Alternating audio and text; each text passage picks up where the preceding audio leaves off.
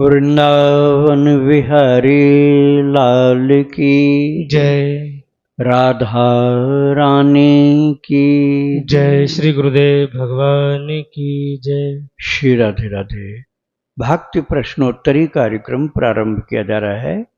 आइए हम भक्ति संबंधित प्रश्नों को श्रवण करें। श्री राधे राधे गुरु जी, आपके श्री चरणों में कोटि कोटि दंड प्रणाम। नंदलाल जी, इनका प्रश्न है, क्या गुरुदेव बिना गुरु दीक्षा के भगवत प्राप्ति संभव है? श्री राधे राधे। भागवत प्राप्ति भगवान की इच्छा से संबंधित है, भगवान की कृपा से संबंधित है। आपके पास प्रेम चाहिए, वो प्रेम अहंकार शून्य हो। प्रायः ये होता है संत कृपा, गुरु कृपा, भगवत कृपा से, और किसी किसी को भगवान की लेश कृपा से भी होता है। ऐसा नारद जी ने भक्ति सूत्र में लिखा है, मुख्यतस्तु महत् कृपयैव भगवत कृपा लेशाद वा। ये सूत्र है नारद जी का। मुख्यतस्तु महत् कृपयैव, अर्थात मुख्य रूप से महान पुरुषों गुरुजनों की कृपा से भगवत प्राप्ति होती है मुख्य रूप से, और भागवत कृपा लेशादवा, और या तो भगवान की लेश कृपा हो जाए तब भी हो जाती है प्राप्ति। तो ये दोनों बात है। आपके अंदर अहंकार है तो फिर नहीं प्राप्ति होनी, और आप अपने से छोटे सबको समझते हो तब भी नहीं होनी। आप सेवा करो, भक्ति करो, पूजा ध्यान जप, तो धीरे धीरे अहंकार कम होता जाएगा, कम होता जाएगा। भक्त चरित सुनना शुरू कर दोगे तो प्रेम का उदय हो जाएगा, तो गुरु की भी आकांक्षा मन में पैदा हो जाती है। फिर गति में तीव्रता आ जाती है। उसके बाद प्रभु की कृपा हो जाए तो ये कार्य संभव हो जाता है। श्री राधे राधे। इनका दूसरा प्रश्न है, क्या भक्ति आश्रम में भी राम नाम भी राम मंत्र की दीक्षा दी जाती है? आपको यदि कृष्ण इष्ट होंगे तो नहीं दी जाएगी। यदि आपका प्रेम भगवान कृष्ण से होगा तो राम मंत्र दीक्षा नहीं दी जाएगी। यदि आप दुर्गा जी के भक्त होंगे तो राम मंत्र की दीक्षा नहीं दी जाएगी। तो पात्रता पर ही डिपेंड करता। आपकी पात्रता राम जी से प्रेम की है तो ये संभव है। श्री राधे राधे। इनका आखिरी प्रश्न है, मुझे सन 2001 में राम षडाक्षरी मंत्र गुरुदेव द्वारा दिया गया था, किंतु प्रभु मैंने मूर्खता के कारण मंत्र जाप नहीं किया था और मैं आर्ट ऑफ लिविंग मेडिटेशन आदि में लग गया था। आपको यूट्यूब पर सुनकर मैंने जनवरी 2023 से आपकी कृपा से 27 माला जप नित्य प्रतिदिन कर रहा हूँ और साथ ही नित्य प्रतिदिन आपकी कृपा से नाम लेखन भी कर रहा हूँ। मेरे 11 लाख राम नाम लेखन हो चुका है। आपकी कृपा से प्रतिदिन 1 लाख नाम जप भी करता हूँ, 10 लाख नाम जप करता हूँ। अब गुरुवर, मैं यह जानना चाहता हूँ कि क्या मुझे पुनः दीक्षा लेनी चाहिए या नहीं? मैंने जिन गुरुदेव भगवान से दीक्षा ली थी वो अब अंतर्धान हो गए, कृपया मेरा मार्गदर्शन करें। यदि आपने दीक्षा लेने के दिन से ही आज तक लगातार जप किया है तो आपको दीक्षा लेने की आवश्यकता नहीं है। चाहे गुरुदेव का शरीर नहीं हो तब भी।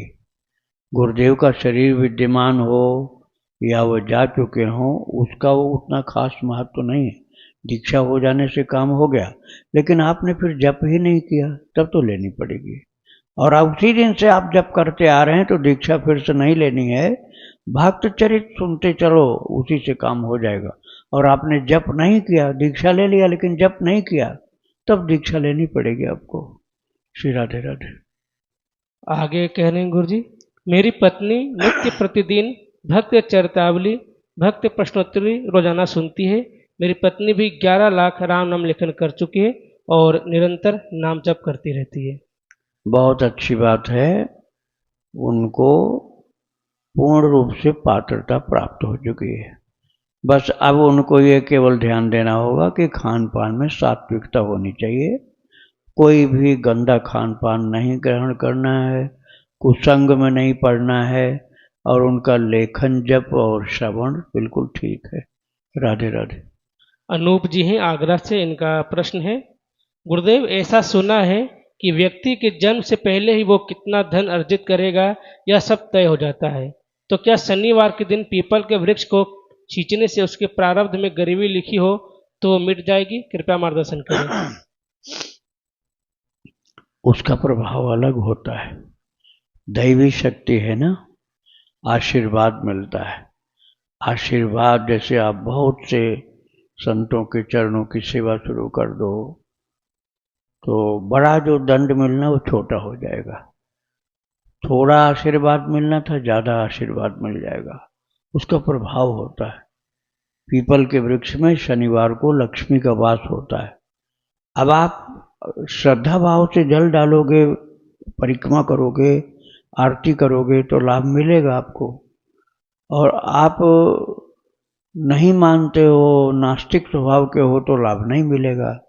तो उसके लिए आपकी पात्रता होनी चाहिए, आपकी झोली में श्रद्धा होगी तो भिक्षा जरूर मिलेगी। श्री राधे राधे। हर्षित जोशी जी हैं वृंदावन से, इनका प्रश्न है, महाराज जी, गुजरात प्लान क्रैश की जो घटना है वो बहुत दुखद है। उसमें जो यात्री सवार थे उनकी संख्या 242 थी, जिसमें केवल एक यात्री की बचने की सूचना प्राप्त हुई है। तो महाराज जी इसमें कर्म सिद्धांत क्या होगा? महाराज जी इसमें उस प्लेन में जितने भी व्यक्ति बैठे थे सब मृत्यु को प्राप्त हो गए, उनका प्रारब्ध क्या था? और जो एक व्यक्ति जीवित है उसका प्रारब्ध क्या था? क्या ये कोई भगवान की लीला थी? भगवान ने उसको बचाया, और अगर बचाया तो सबको क्यों नहीं बचाया, केवल उसी को क्यों बचाया? ये बड़ी गहन कर्म की गति है, इसको मनुष्य नहीं जान सकता है। इसको जानने की शक्ति केवल भगवान ने दे रखी है धर्मराज को।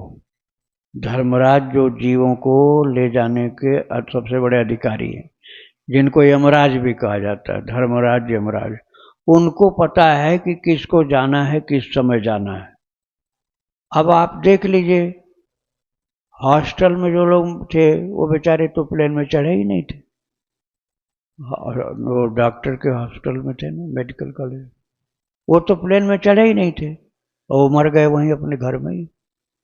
अब प्लेन में चल रहा आदमी कूद गया ऊपर से और खड़े खड़े चला जा रहा, उसको चोट जरूर लगी है लेकिन वो स्टेशन पर नहीं लादा गया, वो खड़े खड़े ही चला गया। तो अब ये है ना विचित्र चमत्कार कि जो जिनको पता ही नहीं था कि हवाई जहाज यहाँ आ रहा है, अपने आराम से बैठे हैं हॉस्टल में, अपना काम धाम कर रहे हैं, उनकी मौत ऊपर से आई, सब मर गए। और जो मौत में ही बैठ के चल रहा था वो खड़े खड़े चला गया, स्वस्थ बिल्कुल। तो ये कर्मों का लेखा जोखा मनुष्य की बुद्धि के बाहर की चीज है, इसका पूरा पूरा ज्ञान धर्मराज को ही होता है और उसके ऊपर तो भगवान ही होते हैं। राधे राधे। नमिता जी दिल्ली से, इनका प्रश्न है, गुरुदेव आपने बताया था कि 24 घंटे लगातार नाम जप करने से भगवान के दर्शन प्राप्त होते हैं, इसकी विधि क्या है? क्या हम नाम जप करते हुए ठाकुर जी की सेवा कर सकते हैं, क्योंकि कोई और उनकी सेवा करने के लिए घर पर नहीं है?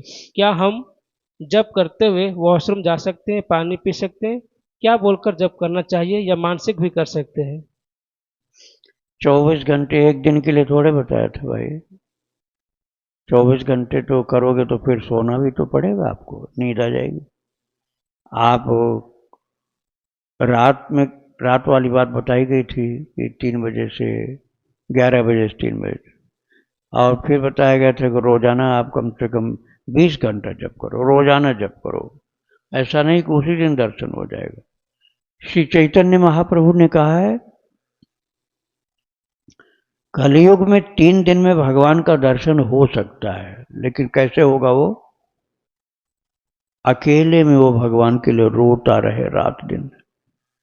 ऐसा नहीं कि 10-20 मिनट रो जाए, रात दिन रोता ही रहे प्रभु के लिए, और रोने के अलावा और कुछ नहीं है उसके पास। मतलब खाना पीना, मलमूत्र त्याग और किसी से बातचीत और कुछ भी, उसका जीवन रोने के अलावा, भगवत प्रेम में रोने के अलावा और कुछ ना हो। तो 3 दिन ऐसे रात दिन हो तो 3 दिन पूरा होने पर दर्शन मिलता है, तो 3 दिन ऐसा रोना कहाँ हो सकता है। 1 मिनट के लिए रोना आ जाए तो हम अपने को बड़ा भारी भक्त समझने लगते हैं और दूसरों को भी बताना शुरू कर देते हैं कि हम तो अब हो गए बहुत बड़े भक्त। और वहाँ 3 दिन की बात है तो टाइम तो कम दिख रहा, 3 दिन में ही हो जाएगा, लेकिन वो 3 दिन का जो शर्त लगी है ना, वो बड़ी कठिन है। तो वो रोना तो झटपट होगा ही नहीं। उसके लिए तो कितने भक्तों संतों का चरित्र सुनो, भगवान का ध्यान करो, नाम जप करो, उनकी लीलाएं सुनो पढ़ो, तब शुरुआत होती रोने की। और वो बढ़ते बढ़ते उस पोजीशन में जब पहुंचेगा तब 3 दिन। अब वो तुम्हारी शुरुआत से ही 3 दिन थोड़े है, जब उस पोजीशन में पहुंचोगे तब 3 दिन की बात है। जैसे हथौड़ा मार रहे हो, एक चट्टान तोड़ रहे हो, मारते जा रहे हो मारते जा रहे हो, अब वो जर्जर होता रहा जर्जर होता जा रहा है, तब कोई एक हथौड़ा ऐसा आएगा कि जिसके लगने पर चट्टान बिखर जाएगी।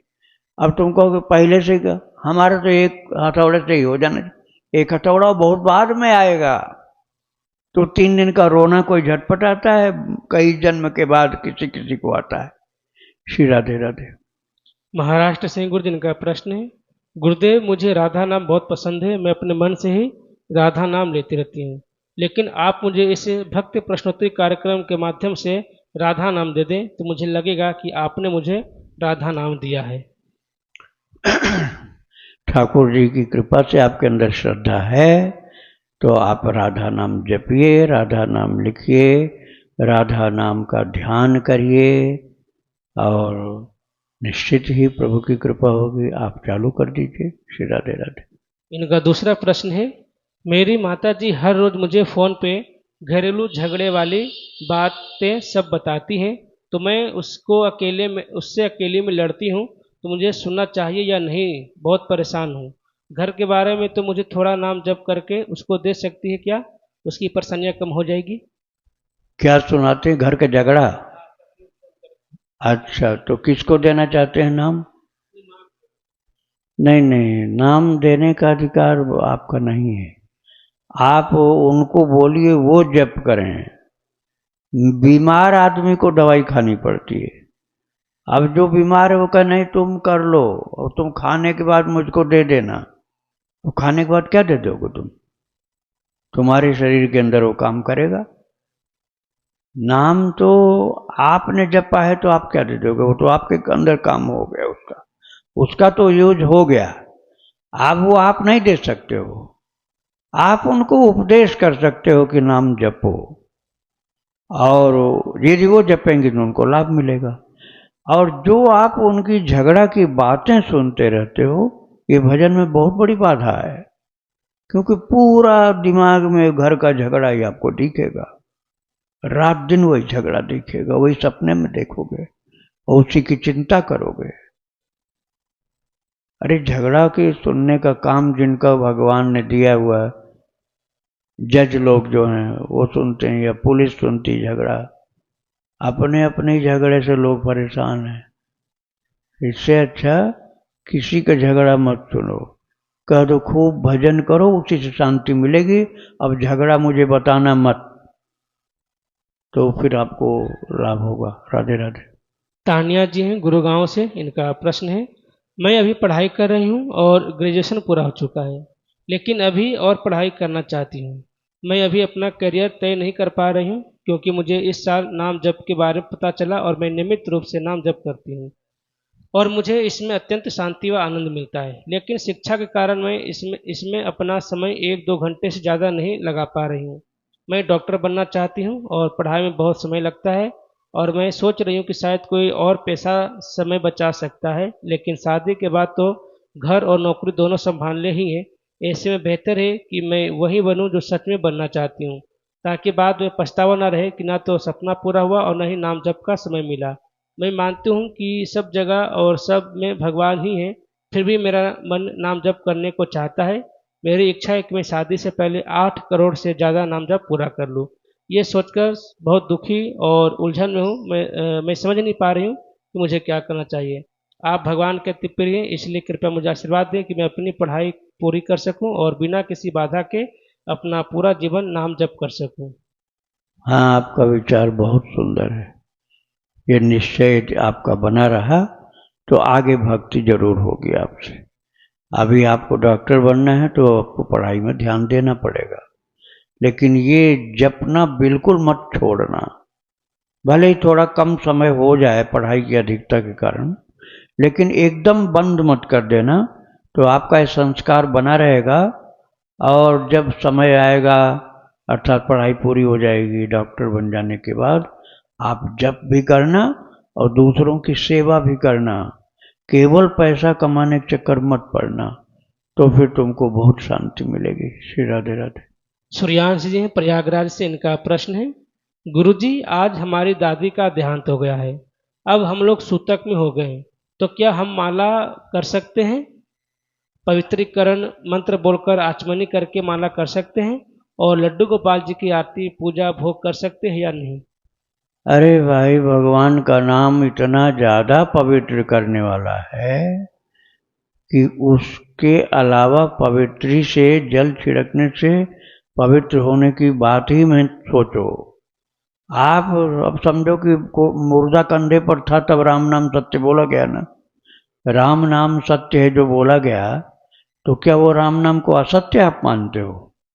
सत्य बोला गया फिर भी असत्य मानते हो क्या? अब राम नाम से भी ज्यादा पवित्र करने वाला क्या पवित्री और जल छिड़कना हो जाएगा? आप अब और ज्यादा माला करो। जिस चीज को सूतक आप मान रहे हो वो सूतक नहीं है, वो द्योतक है, प्रेरक है, और आपको ज्ञात कराने वाला है कि ये दिन जल्दी हर आदमी का आना है। अब जो समय थोड़ा सा मिला है चेतावनी के लिए, भगवान ने कृपा करके तुम्हें बता दिया कि ऐसे मृत्यु हो जाती है, तो और ज्यादा भजन करो। कोई सूतक नहीं लगा, भक्ति में सूतक नहीं लगता है, कर्मकांड में सूतक लगता है, भक्ति में कोई सूतक नहीं है। जो सूतक कह करके तुम्हारा भजन रोक देते हैं वो दुश्मन है तुम्हारे। तुम्हारा भजन और ज्यादा होना चाहिए। एक सूतक मान लो खत्म हुआ, फिर दूसरा लग गया, तीसरा लग गया, तब तो गए तुम काम से, सब भक्ति छूट जाएगी तुम्हारी। इसलिए सूतक मत मानो, केवल भगवान को मानो। राधे राधे। लक्ष्मी जी हैं नोएडा से, इनका प्रश्न है, मैंने कहीं सुना था, संभवतः आपकी ही प्रश्नोत्तरी में, कि ठाकुर जी से एक विशेष संबंध, एक विशिष्ट भाव स्थिर करना चाहिए, किंतु मेरे मन में कोई एक ही भाव स्थिर नहीं हो पा रहा है। मेरे लिए लड्डू गोपाल लल्ला के रूप में प्रकट होते हैं और उस रूप में मेरे भीतर वात्सल्य और बाल भाव प्रबल रूप में उमड़ता है, परंतु दूसरे क्षण वही स्वरूप सखी भाव को भी प्रकट कर देते हैं, जैसे वे मेरे सबसे निकटतम मित्र हो, भाई हो, पुत्र हो, मानो सब कुछ वही हो, हर भाव में वही समाये हुए प्रतीत होते हैं।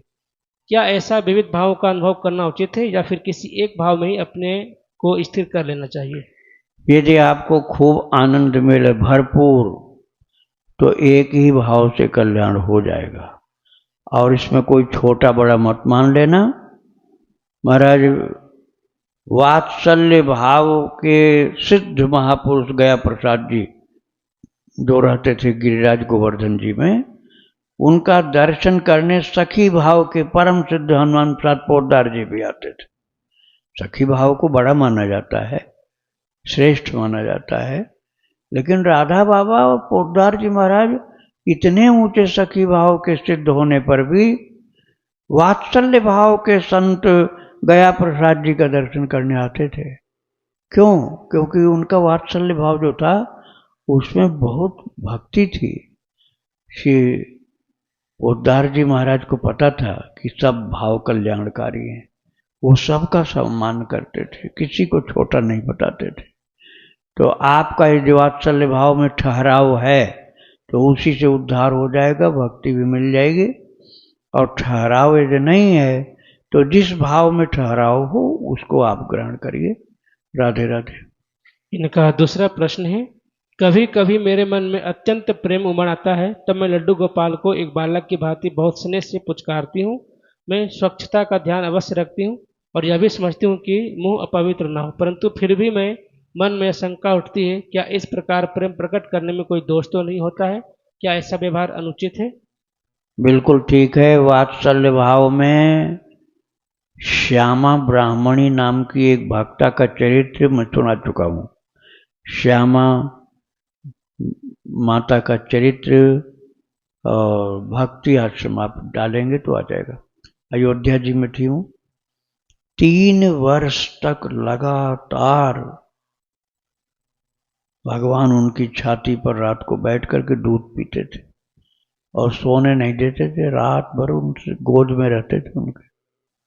उसके बाद उन्होंने किसी को बता दिया, एक सखी पूछती रही, अरे अब जप नहीं करती हो, हजारा माला कहाँ चला गया, निकलती नहीं हो, सत्संग में नहीं जाती हो, क्या हो गया? तो उसने बता दिया और जिस दिन बताया उसी दिन से भगवान का आना बंद हो गया। उसके बाद विरह व्याप गया, उसको बहुत विरह व्याप गया। उसी विरह में शरीर छोड़ दिया। जानकी जी का दर्शन हुआ उसको जनकपुर में जाकर। जानकी जी ने कहा, अब वो दर्शन तुम्हें नहीं मिलेगा, लेकिन तुम भगवान के धाम जाओगी तो वो मिलेंगे तुमको। तो आप किसी भाव को कम मत समझिए। वात्सल्य भाव कोई मामूली चीज नहीं, यशोदा का भाव है, कौशल्या माता का भाव है। वात्सल्य भाव बहुत ऊंची चीज है और बड़ा नेचुरल होता है, बड़ा प्रेम होता है। सेवा वात्सल्य भाव से आप करो और प्रीति बढ़ती जाएगी। राधे राधे। गाजियाबाद से मंजू विष्ट जी हैं, इनका प्रश्न है, गुरुजी गले में तुलसी माला पहनकर यदि हम सूतक में चले जाते हैं या अपने पति के साथ संबंध बनाते समय गलती से गले में धारण किए रहते हैं या घर का टॉयलेट साफ करते समय माला पहनी रह जाए तो क्या वह तुलसी माला अशुद्ध हो जाती है? क्योंकि गुरुजी क्योंकि हम गृहस्थ हैं तो बार बार माला उतारने की याद नहीं रहती, तो इतनी बार तो माला खरीदना मुश्किल काम है। क्या कोई ऐसी विधि है कि यही माला शुद्ध हो जाए और फिर पहन लिया जाए, या गंगा जल में धोकर इसी माला को हम दोबारा पहन सकते हैं? तुलसी मैया अशुद्ध नहीं होती, शुद्ध करती हैं। तुलसी माता को अपने से कम शक्ति का मानते हो क्या कि तुम शुद्ध करोगे उनको? वो तुमको शुद्ध करती हैं। तुलसी माता अशुद्ध नहीं होती हैं, आपको शुद्ध करती हैं। बस ये ध्यान रखना कि कंठ में ही कंठी रहती है, कंठी होती कंठ में, और लटक के आ रही वो नीचे कमर तक, घुटनों तक और नाभि के नीचे आ रही तो फिर गलत है। कंठ में रहे तो कंठी है, ज्यादा से ज्यादा 2-4 अंगुल नीचे जाए, हृदय से ऊपर, हृदय से ऊपर, हृदय से नीचे नहीं, तो फिर हर स्थिति में आप धारण किए रहेंगे और हटाने त्यागने की जरूरत नहीं, क्योंकि उनमें बहुत पवित्रता की शक्ति है, किंतु पहनने की जो मर्यादा उसी के अनुसार पहनेंगे। श्री राधे राधे। श्री जी के पास एक व्यापार है छोटा सा पूजा सामग्री का। पहले मैं उसे बड़ा उत्साह से करता था। हाँ, जब संसार की सब कुछ चाहत थी। अब आपकी कृपा से जब से भक्ति मार्ग में चलना शुरू हुआ है तो व्यापार में अब बहुत ज़्यादा रुचि नहीं रही है। अब प्रभु की तरफ ही आकर्षण रहता है। तो मैं ये जानना चाहता हूँ कि अब अपने व्यापार में जो हर संसारी व्यक्ति का एक चाहत होती है उसे बढ़ाने की, उसे ऊंचाई पे ले जाने की, तो अब उसमें रुचि नहीं है। तो मुझे ये व्यापार करना चाहिए या जो मेरे पे साधन है उसी का प्रयोग करके अब धामवास की आशा करनी चाहिए?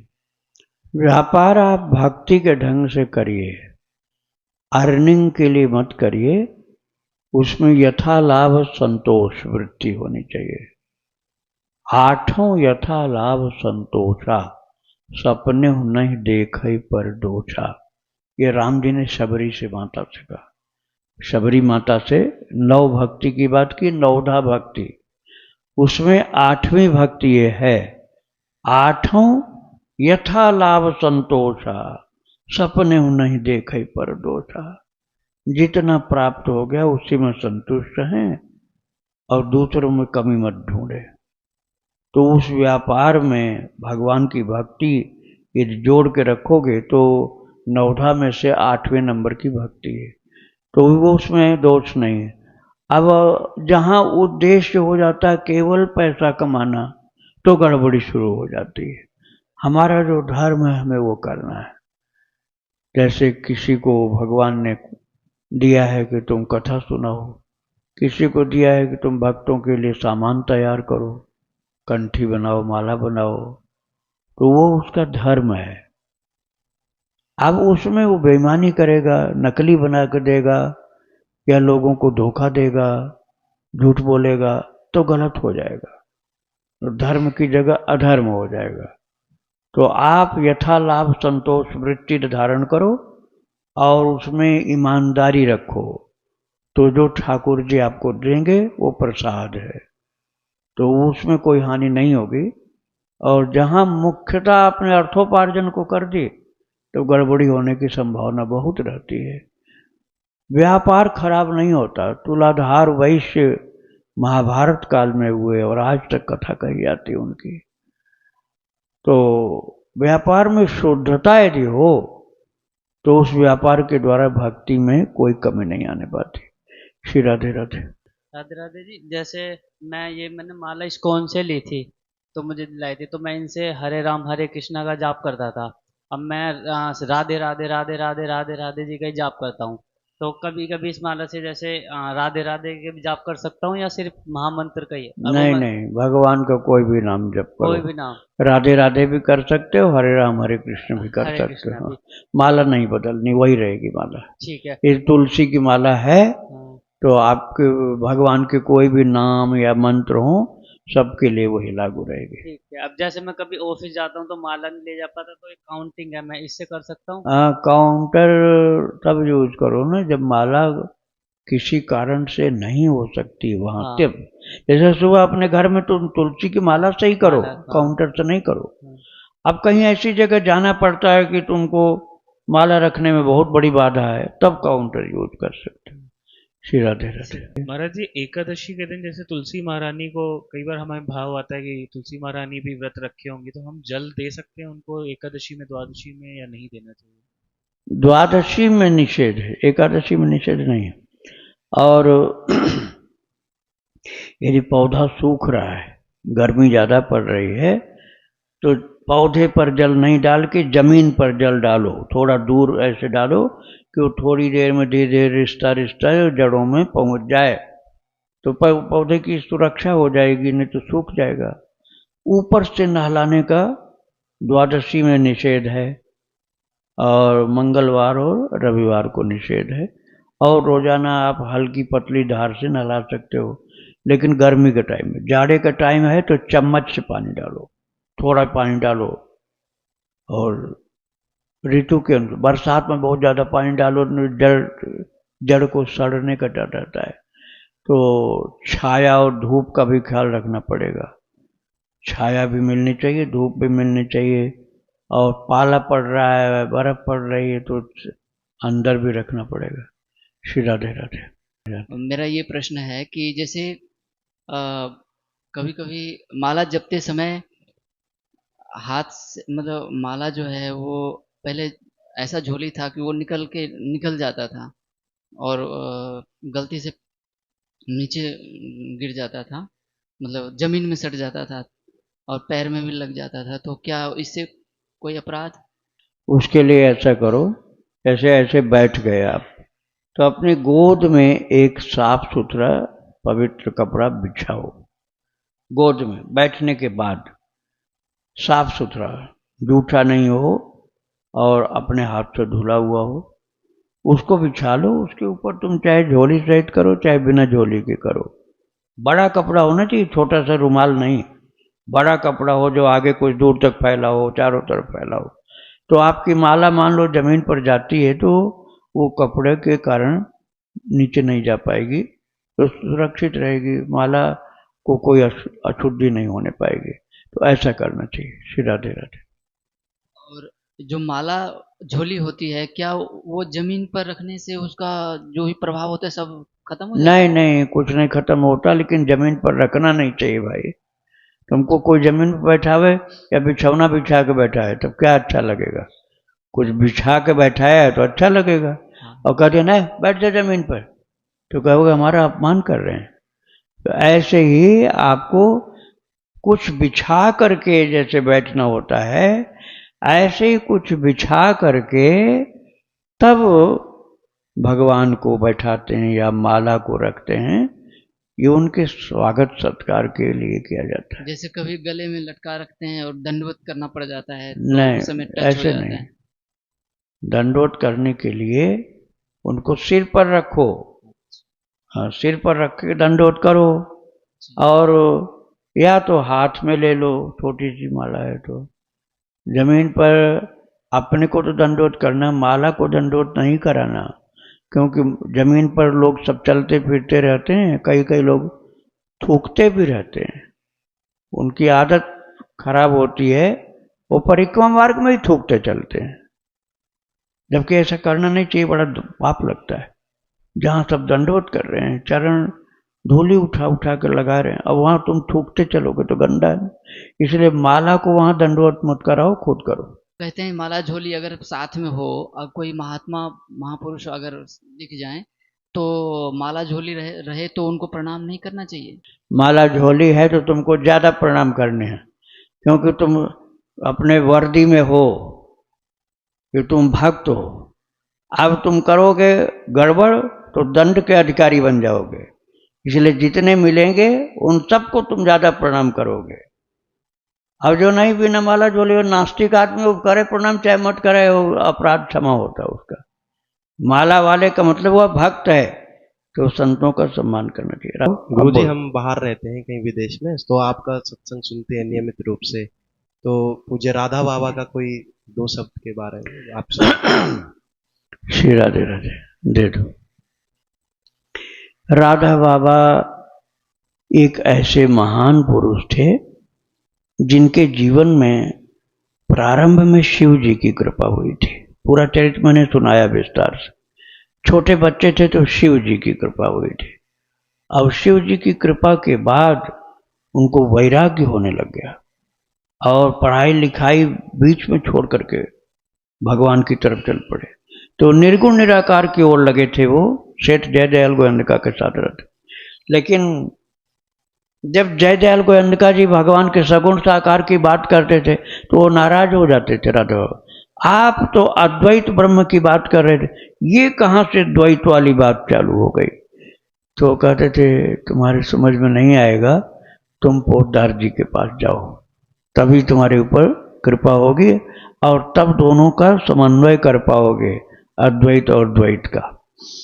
तो श्री पोद्दार जी महाराज तो महान प्रेम घन रस मूर्ति, उनके अंदर तो साक्षात प्रिया प्रियतम की लीला चलती रहती थी। तो उन्होंने देखा ये तो सन्यासी हैं, और सन्यासी को मैं क्या उपदेश करूं, मर्यादा में रहते थे। तो वो भगवान का ध्यान लीला संयुक्त जो चलता रहता था, उसी अवस्था में श्री राधा बाबा के दोनों चरणों को स्पर्श करके प्रणाम किया। अब जैसे बिजली का तार हो, करंट उसमें आ रहा हो, तो तुम चाहे पैर में लगाओ चाहे सिर में लगाओ, वो काम करेगा ही करेगा। ऐसे ही उनके अंदर इतनी ज्यादा भक्ति की ऊर्जा थी श्री पोद्दार जी के अंदर कि राधा बाबा जो राम सुखदास जी से और जयदयाल गोयंदका जी से महीनों शास्त्रार्थ करने पर कुछ भी समाधान नहीं मिल पाया था, 1 सेकंड में राधा बाबा के चरणों को पोद्दार जी ने स्पर्श किया, चरण को, सिर पर हाथ नहीं रखा था, और एकदम आमूलचूल परिवर्तन हो गया। जहां वो ब्रह्म ज्ञानी के रूप में अपने को देखते थे, वहां उन्होंने अपने को गोपी के रूप में देखा कि वो श्री वृंदावन धाम की एक गोपी हैं और श्री राधा कृष्ण का दर्शन प्राप्त कर रहे हैं। बस उनको समझ में आ गया कि आज मैं सही ठिकाने पर आ गया हूं।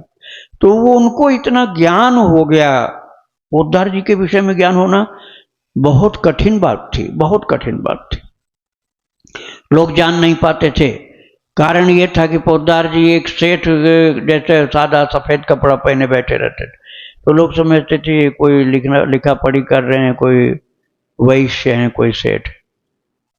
तो श्री राधा बाबा को इतना उनके विषय में ज्ञान हो गया कि वो कहते थे कि ये बहुत बड़े वृक्ष हैं, जिनके अंदर अर्थात जिनके ऊपर चारों तरफ सुगंध से भरे हुए फूल लदे हुए हैं, उनमें से एक फूल मैं हूं, एक फूल। राधा बाबा कहते थे मैं एक पुष्प हूं और मेरे जैसे अनंत अनंत पुष्प श्री पोद्दार जी के अंदर उगा करते हैं, प्रकट हुआ करते हैं। इतनी उनको भक्ति और ज्ञान से प्राप्त हो गया कि राधा बाबा ने अपने जीवन को पूर्ण सिद्ध स्थिति में भक्ति की चरम उत्कर्ष अवस्था पर कृपा पूर्वक पहुंचा लिया था गुरुदेव की कृपा से। तो भक्ति भगवंत और भगवान सबकी कृपा हो गई थी उनके ऊपर। बहुत महान थे, छोटे कद के थे देखने में, लेकिन वास्तव में बहुत ऊंचे थे वो। तो उनके विषय में मैंने बहुत विस्तार से सुनाया है, आप वहीं से सुनिएगा यूट्यूब से। श्री राधे राधे। वृंदावन बिहारी लाल की जय। राधा रानी की जय। श्री गुरुदेव भगवान की जय। श्री राधे।